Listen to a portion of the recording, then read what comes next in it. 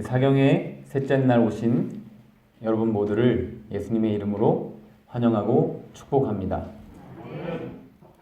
여러분들께서 이 사경회를 위해서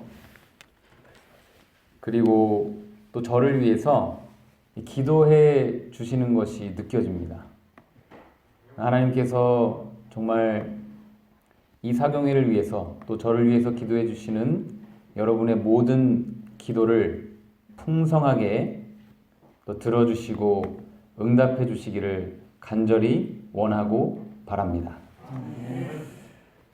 오늘은 남은 자손과 선악의 우주적인 대쟁투 그 세 번째 시간 남은 자손의 특성입니다. 우리 계시록 12장 17절 함께 읽겠습니다. 시작. 용이 여자에게 분노하여 돌아가서 그 여자의 남은 자손 곧 하나님의 계명을 지키며 예수의 증거를 가진 자들로 더불어 싸우려고 바다 모래 위에 섰더라. 아멘. 또 오늘 말씀 들어가기 전에 어제 못다한 말씀 정리하고 넘어가겠습니다. 시대소망 762페이지에는요. 이 하나님께서는 그러니까 아버지 하나님께서는 그분의 율법을 변경하지 않으셨으나 인류의 구속을 위하여 그리스도 안에서 자기 자신을 희생하셨다. 이렇게 기록하고 있습니다. 그러니까 진정한 사랑은 자기 자신을 희생하는 것입니다. 희생이 없는 사랑은 진짜 사랑이 아니죠. 그런데 이 말씀에서 더 우리가 묵상하고 주목해야 될 것은 아버지 하나님의 사랑이라는 것입니다. 우리가 예수 그리스도의 사랑에 대해서는 많이 강조하고 또 많이 들었지만 정말 예수 그리스도를 우리를 위하여 이 땅에 보내신 그 아버지 하나님의 사랑은 사실 예수 그리스도의 사랑보다 더 크고 놀라운 것입니다. 제가 아버지가 되어서야 하나님이 세상을 이처럼 사랑하사 독생자를 주셨으니 라는 말씀의 의미를 깨닫게 되었어요.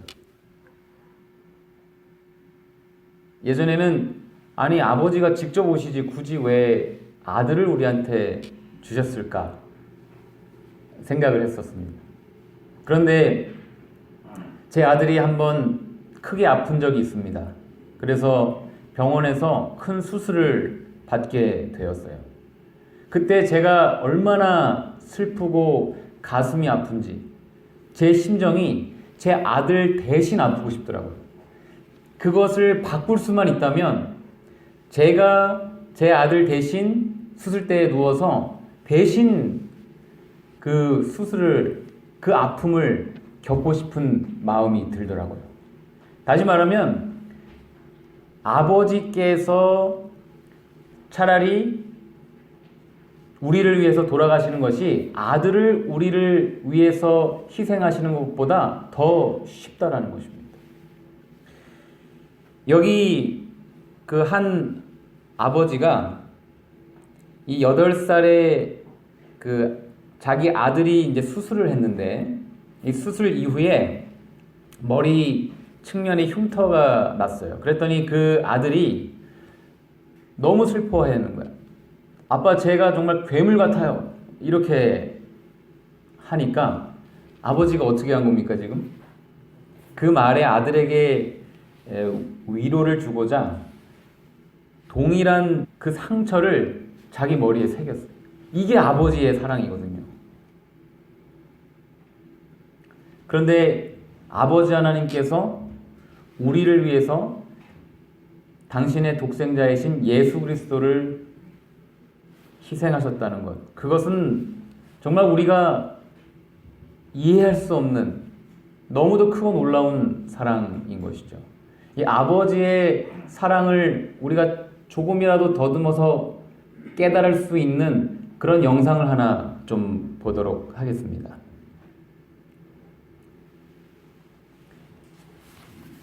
이 달이라는 영화인데요. 이 아버지는 달이 조종사입니다. 아버지와 아들은 서로를 무척 사랑했고요. 한 시간 뒤에 이제 기차가 오는데요. 그 전에 아들에게 데리러 오겠다고 하는 거예요. 그리고 기차가 지나가게 다리를 내리자. 저도 할래요. 그러자. 30분에 올게. 여기에 가만히 있으렴. 알았지? 좋아. 이따 봐요. 그러니까 아버지의 직업은 이제 이 다리를 올렸다가 내렸다가 이제 기차가 지나갈 수 있도록 하는 그런 직업을 가진 아버지였습니다. 근데 거기에 아들이 놀러 온 거예요. 네, 전화 받았습니다. 네, 배가 보입니다. 다리 올리겠습니다. 이제 배가 지나가도록 다리를 올리는 것이죠.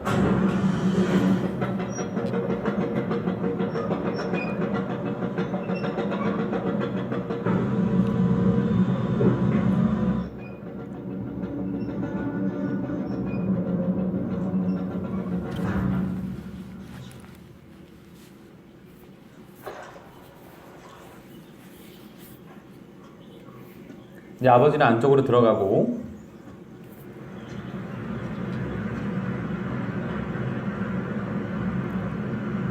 이제 배가 옵니다. 그런데 다른 쪽에서는 기차가 이렇게 다가오는데요. 기관사가 신호를 보지 못하고 그냥 달린 것입니다. 지금 다리가 끊어져 있는 상태죠. 그렇죠?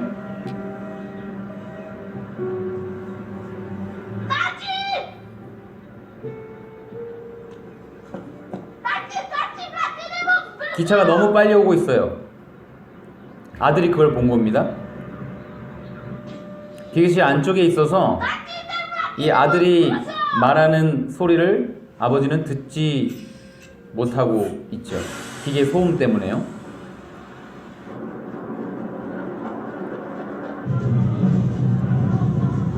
그 기차 안에는 상황을 알지 못하는 그 기관사와 승객들이 그저 즐기고 얘기하면서 지나가고 있습니다. 뒤늦게 아버지는 그 상황을 알게 되지만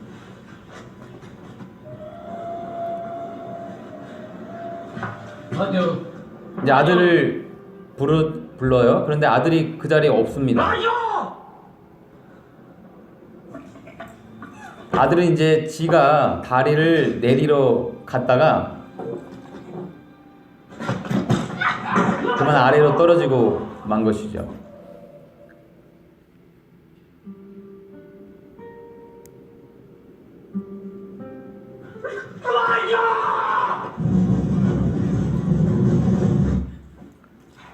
다리 아래에 다리가 끼어버린 아들의 상황입니다.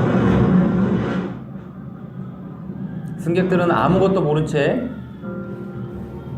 기차 안에서 있고, 다리를 내리면 아들이 죽고 다리를 내리지 않으면 많은 승객들이 죽게 됩니다.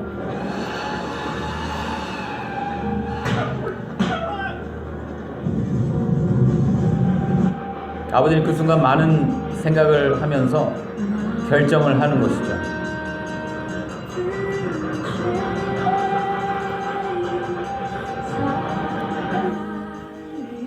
결국 아버지는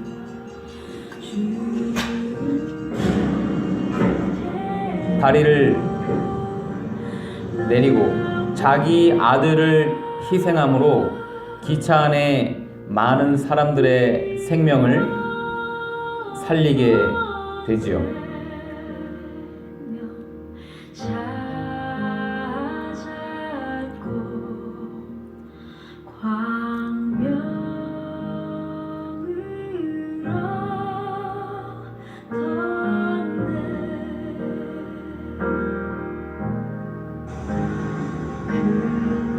아들을 희생하고 대신 많은 사람들을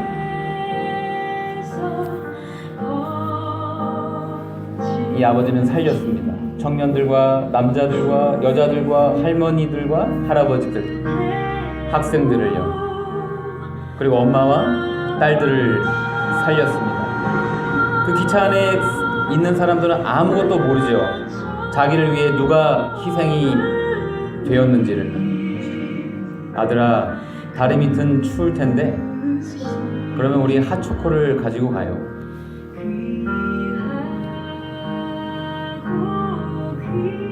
그 안에 있는 사람들은 아무것도 모른 채 자기가 어떻게 해서 살게 되었는지도 모른 채 자신의 일상을 살아가죠.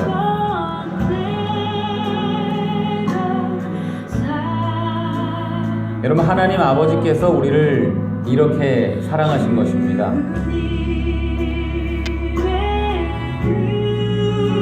우리가 아직 죄인 되었을 때에 하나님의 아들 예수님이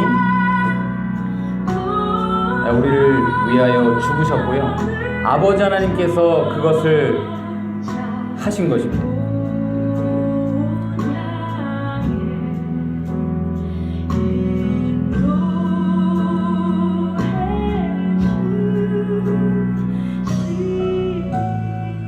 하나님이 세상을 이처럼 사랑하사 독생자를 주셨으니 이는 그를 믿는 자마다 멸망치 않고 영생을 얻게 하려 하심이라. 여러분, 예수님께서는요 십자가에서 둘째 사망을 당하셨거든요. 그런데 여러분, 이 둘째 사망은요 하나님만이 심판하실 수 있는 것입니다. 그러므로 하나님의 어린 양이셨던 예수님은요 아버지 하나님이 직접 죽이신 거예요. 아브라함이 이삭을 죽이려 했을 때 그 아버지의 희생을, 그 사랑을 몸속 경험으로 깨달을 수 있었던 그 사랑을 아버지 하나님은 직접 당신의 아들 예수 그리스도를 십자가에 죽이심으로써 우리에게 베풀어 주신 거죠.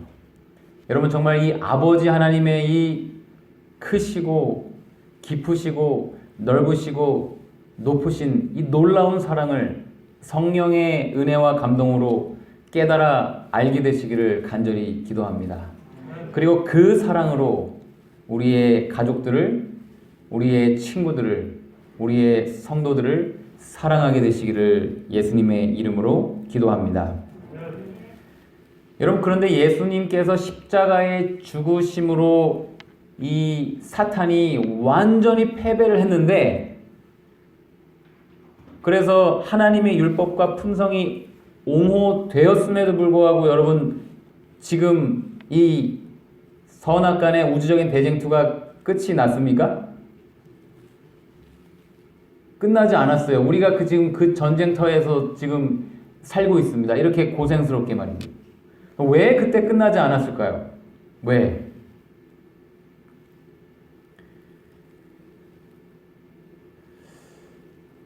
여기 예언의 시내는 그럼에도 불구하고 사탄은 그때 파멸되지 않았다고 기록을 합니다. 천사들은 그때에도 대쟁투에 포함된 모든 것을 다 깨닫지는 못했기 때문이고요. 문제가 되는 원칙들이 더욱 분명하게 나타야만 했던 것입니다. 그리고 인류를 위해서도 사탄은 계속 존재해 있었어야만 했다라고 시대의 소망에 기록되어 있어요. 여러분, 저는 이 말씀을요 솔직히 이해하기가 매우 어렵습니다. 아니, 사탄이 우리를 위해, 나를 위해 아직 멸망당하지 않고 지금 존재하고 있다?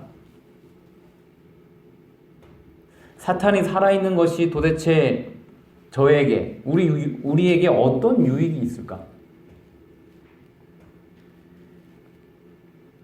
그 다음 말씀이 이렇게 기록되어 있습니다. 천사들과 마찬가지로 인류도 영광의 왕과 흑암의 왕 사이에 있는 차이점을 알아야만 하기 때문입니다. 인류는 자기가 섬길 자를 선택하여야만 하는 것이죠. 자, 오늘은 이제 남은 자손에 대해서 살펴보겠는데요. 이 남은 자손은 하나님께서 영적인 위기가 있을 때마다 특별하게 남은 자손을 택하셔서 그분의 귀한 사명을 위탁을 하셨습니다. 계시록 12장 17절의 남은 자손은 지상 역사의 마지막 때에 하나님의 부르심을 받은 사명을 가진 존재들이죠. 이 인류 역사 속에 남은 자손이 끊임없이 등장을 하죠. 이 구약 시대에는 이스라엘 자손들이 남은 자손들이었고요. 신약 시대에는 그 교회가 초대교회로부터 시작된 기독교회가 남은 자손이었습니다. 그런데 이제 그 교회가 이 사탄의 또한 공격으로 타락을 하고 배도하게 되자 하나님께서 다시 남은 자손을 부르셨는데 그것은 이 종교 개혁을 통해서 개신교회를 불러내신 것이죠. 그런데 개신교회 역시 이 진리를 깨달으면서 그 진리를 하나로 모아야 되는데 깨달은 것을 만족하고 각 교파들이 세워졌습니다. 그래서 그 오늘날 이 정말 많은 교파들이 있는 이유가 바로 거기에 있는 것이죠.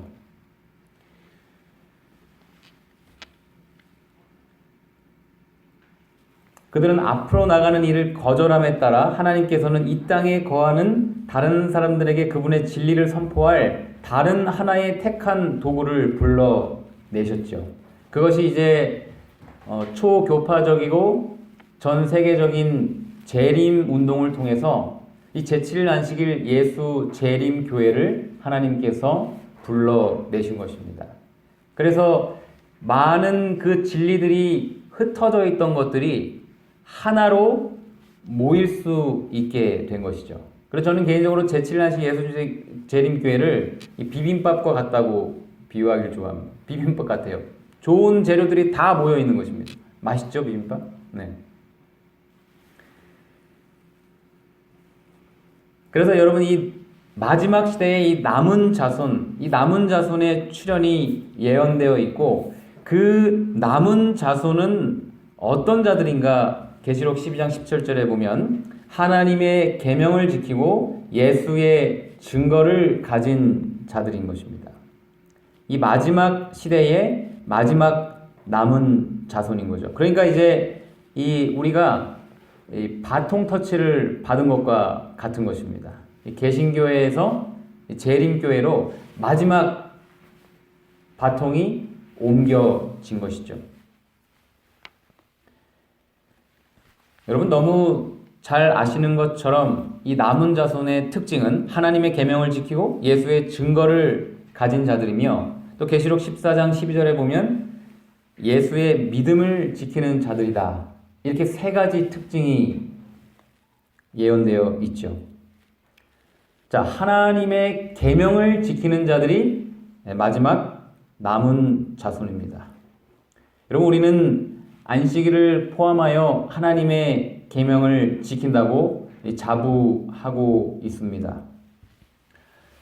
그런데 정말 우리가 이 안식일이 정말 기다려지고 이 안식일이 정말 즐거운 날이고 기쁘고 행복한 날인지 아니면 안식일이 끝나는 시간을 기다렸다가 안식일이 끝나는 것이 더 즐거운지 저는 개인적으로 예전에 특별히 어린 시절에 해질 때만 기다렸어요. 왜요? 해가 져야 합법적으로 TV를 볼 수가 있으니까요. 그렇죠. 근데 사실 TV 보는 거는 안식일에 보는 거나 평일에 보는 거나 안 좋은 건 똑같은데 그렇죠. 정말 우리가 계명을 올바로 지키고 있는가? 교회만 왔다 갔다 하는 것은요. 하나님께서 이사야 1장 12절에 보면 너희가 내 앞에 보이러 오니 그것을 누가 너희에게 요구하였느뇨? 내 마당만 밟을 뿐이니라 라고 말씀하셨어요. 이것은 여러분 이 형식주의 그리고 율법주의에 빠진 이스라엘 백성들에게 향하신 하나님의 말씀인 것입니다. 여러분 우리가 정말 하나님의 계명을 지킨다고 자부하는데 정말 우리가 형식주의가 아니고 율법주의가 아니게 하나님의 능력으로 그 계명을 지키고 있는지. 이 율법주의라는 것은 말씀을 행함으로 구원을 얻으려 하는 모든 노력들을 말하고 있는 것이죠. 행함으로 말미암는 의인 겁니다. 자기 힘으로 구원을 얻으려는 모든 노력들이죠. 이런 자들에게 하나님께서는 이사야 1장 13절에 헛된 재물을 다시 가져오지 말라. 분향은 나의 가증이 여기는 바요. 월삭과 안식일과 대회로 모이는 것도 그러하니 성회와 아울러 악을 행하는 것을 내가 견디지 못하겠노라. 그러니까 겉으로는 종교 활동을 열심히 하지만 일상생활에서는 전혀 다른 삶을 사는 것입니다. 그래서 하나님 보시기에 그것이 외식적이고 가식적이기 때문에 하나님께서 그것을 견디지 못한다고 말씀하고 있는 것이죠. 여러분, 우리의 삶은 교회에서의 삶과 일상적인 삶이 동일한지 모르겠습니다. 하나님은 다 아시죠? 외식인지 가식인지 정말 진심인지.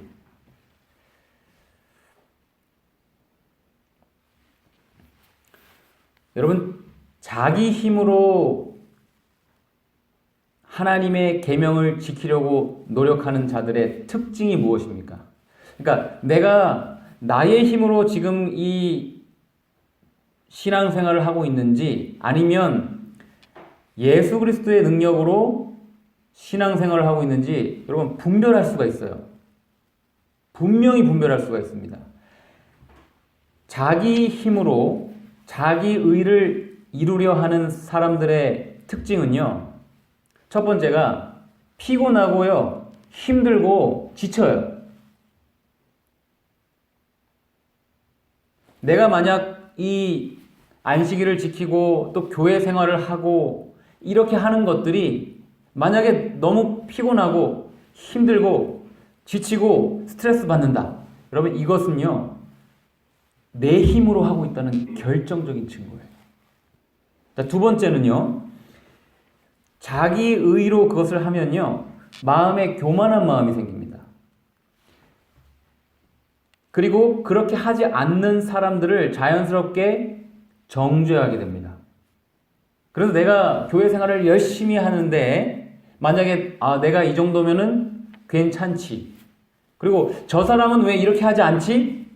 마음속에 그런 마음이 든다면 그것은 여러분 100% 자기 의예요. 자기 힘으로 종교생활을 하는 거예요.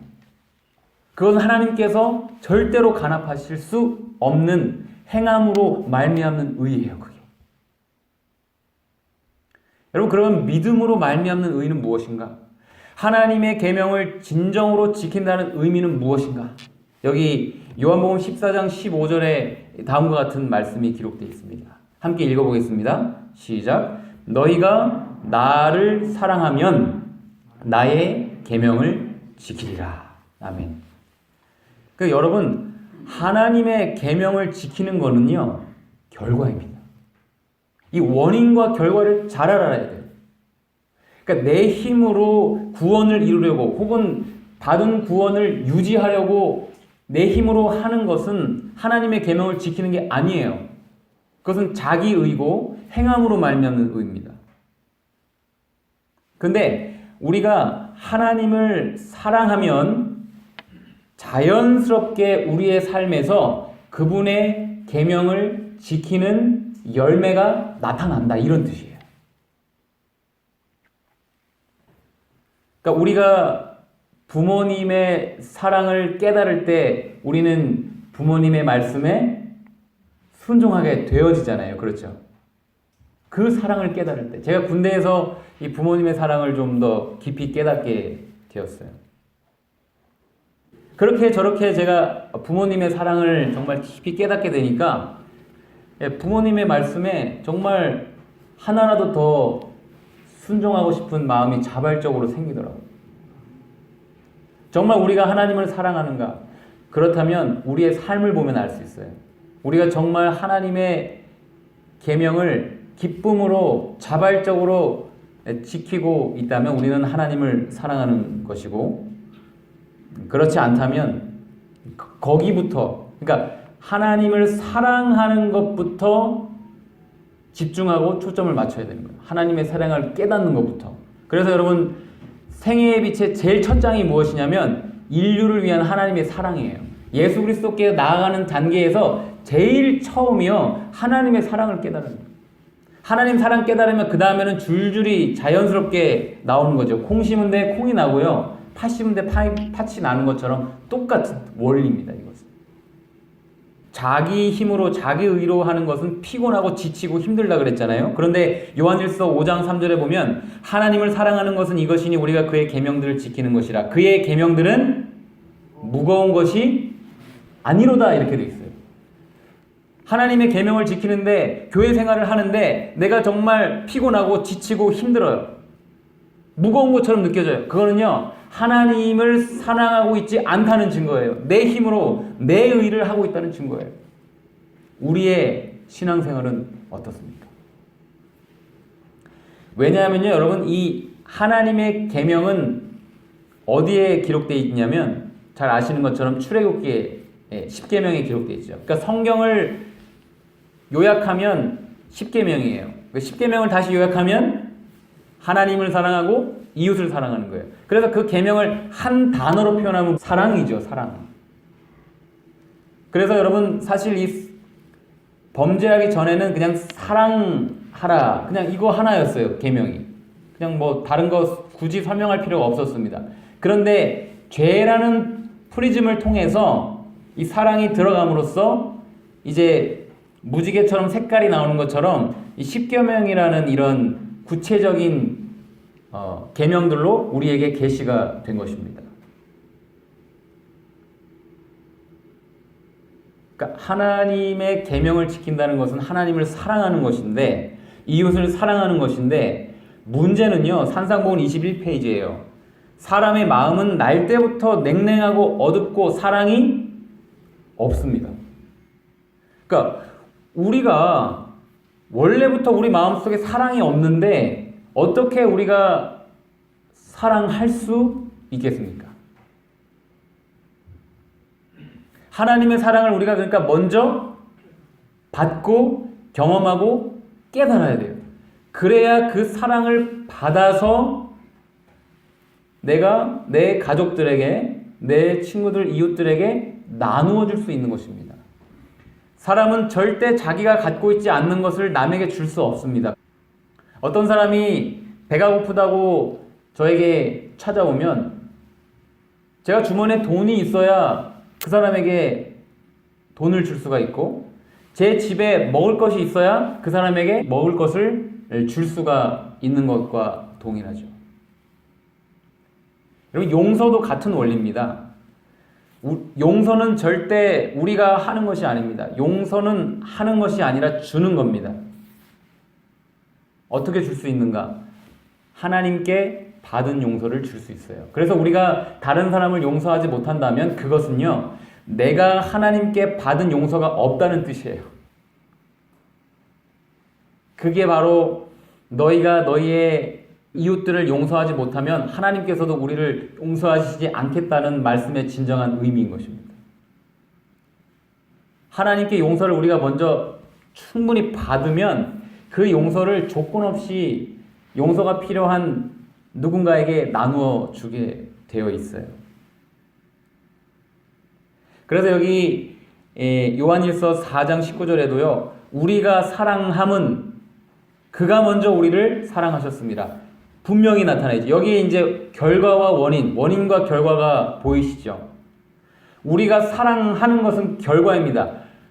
우리가 죄인이고 우리 안에 사랑이 없는데 우리가 사랑할 수 있는 것은, 그런 열매를 맺을 수 있는 것은 그가 먼저, 예수님께서 먼저 우리를 사랑하셨기 때문에, 그 사랑을 우리가 깨달았기 때문에, 그 사랑을 우리가 받았기 때문에 그 사랑을 할 수 있는 것이에요. 나눠줄 수 있는 거예요.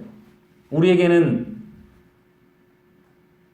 나누어줄 수 있는 넉넉한 사랑이 있습니까? 하나님께 그것을 충분히 받고 살아가고 있는지요? 그러므로 여러분, 너희가 나를 사랑하면 나의 계명을 지키리라, 이 말씀은 쉽게 말씀드리면 예수님을 사랑하면 이웃을 사랑하리라, 이런 뜻이죠. 제가 여러분 산상복음 109페이지의 말씀에서 신선한 충격을 받았습니다. 한번 읽어볼까요? 사단이, 시작. 사단이 여호와의 율법을 거역하였을 때 천사들은 마치 전혀 의식하지 않던 것을 갑자기 떠올리듯 율법이 있었던가 하고 생각했다. 이렇게 돼 있어요. 야, 그러니까 천사들은요, 하나님의 율법을, 그 계명을 조목조목 따져가면서 지킨 것이 아니라는 거예요. 율법이 있었는 줄도 모르게 하나님을 사랑하고 서로를 사랑하는 삶을 살았다는 거예요. 그게 바로 하나님을 사랑하는 것은 이것이니 그의 계명을 지키는 것은 무거운 것이 아니로다라는 말씀의 진정한 의미인 것입니다. 우리도 이 천사들과 같이 되기를 간절히 기도합니다. 이런 말씀을 우리가 경험으로 정말 들어가게 되기를 간절히 기도해요.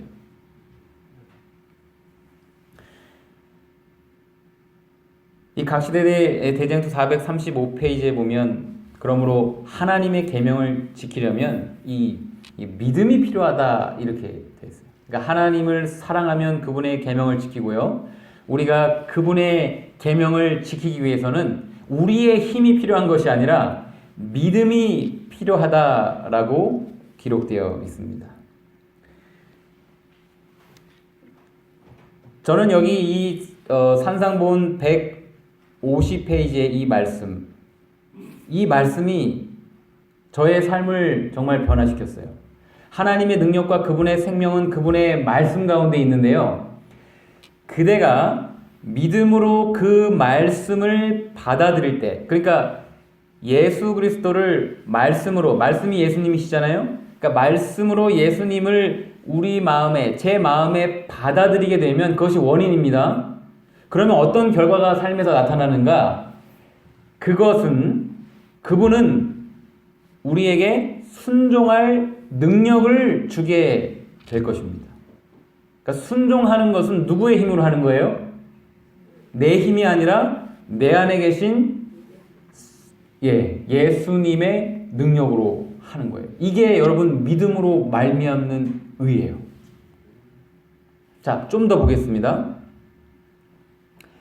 우리가 악에서부터 보호를 받아야 되는데 죄를 범치 말고 악을 행하지 말아야 되지 않습니까? 그런데 악에서 보호를 받는 이 결과, 이 비결이 무엇이냐면요. 산상본 52페이지 보면 사람은 하나님의 율법을 순종함으로써 울타리에 둘려있는 것처럼 악에서 보호를 받게 될 것이라고 기록되어 있습니다. 그러니까 하나님의 말씀에 그분의 율법과 계명을 지킬 때 우리는 악에서부터 보호함을 받는 거예요.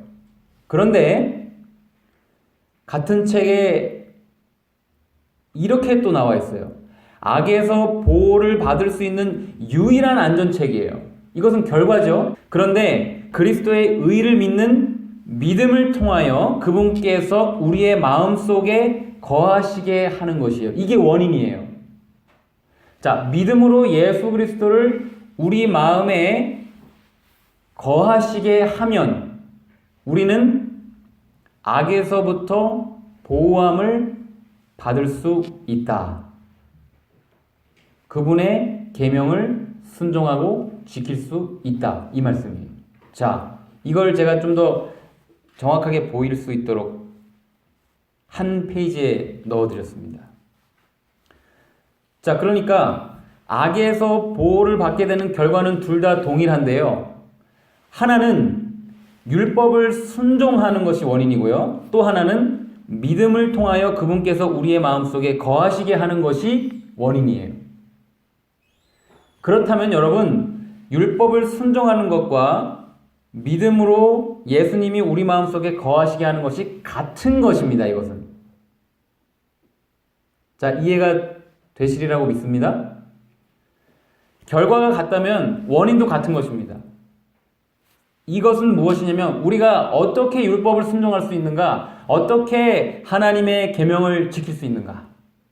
믿음으로 예수 그리스도를 우리 마음에 거하시게 하면, 이게 우리가 해야 할 노력이고 집중해야 할 일인 거예요. 그러면 나머지는 열매예요. 그냥 자연스럽게 따라오는 결과예요. 이게 믿음으로 말미암는 의입니다. 이것을 깨닫고 또 경험하게 되시길 간절히 기도합니다. 아마 분명히 이것을 경험하고 계시는 분들이 저는 계시리라고 믿어요. 이렇게 될 때 절대로 여러분 신앙이 피곤하지 않습니다.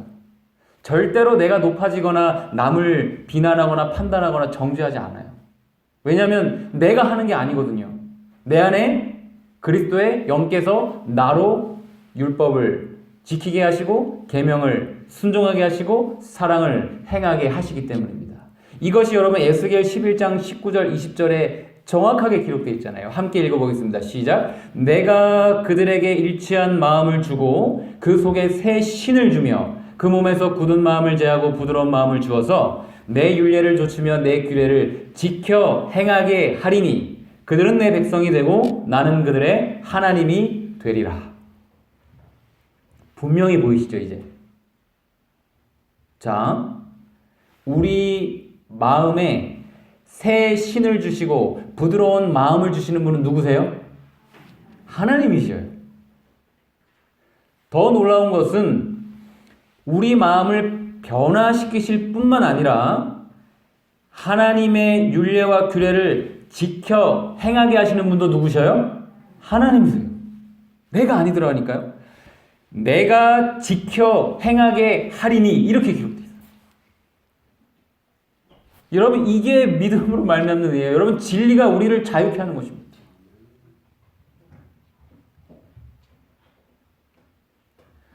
하나님이 다 하시는 거예요.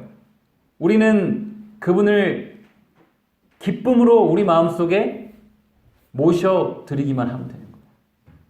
여러분 이 에스겔 1장 19절 20절의 이 귀한 약속의 말씀이 우리의 삶에 정말 경험되어지기를 예수님의 이름으로 기도합니다.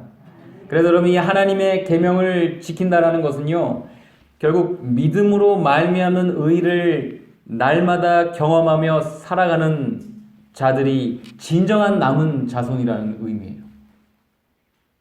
여러분 우리는 정말 하나님이 보시기에 진정한 남은 자손들인지. 여러분 그렇다면 이 믿음이 참 중요하겠죠? 네, 믿음으로 예수님을 우리 마음속에 모실 때 우리가 그분의 계명을 지키고 사랑할 수 있게 되는데, 이 믿음은 하나님의 선물이라고 우리가 잘 알고 있지 않습니까? 그러면 그 믿음을 어떻게 받을 수 있고 어떻게 우리의 믿음이 자라고 강하여질 수 있는가? 로마서 10장 17절에 분명히 기록되어 있죠. 그러므로 믿음은 들음에서 나며 들음은 그리스도의 말씀으로 말미암았느니라. 여러분 우리가 말씀을 사랑하고 말씀을 읽고 말씀을 듣고 말씀을 암송하고 말씀을 묵상하는 삶을 살 때에 우리의 믿음은 강하여지고 자라게 되는 것이죠. 그런데 말씀과 동떨어진 삶을 산다면 여러분 절대 우리의 믿음은 생겨나지도 않고 자라나지도 않아요. 오히려 예전에 있던 것까지 다 잃어버리게 됩니다. 오늘 우리는 정말 이 말씀으로 예수 그리스도와 가까이 그분과 연결된 삶을 살고 있는지요?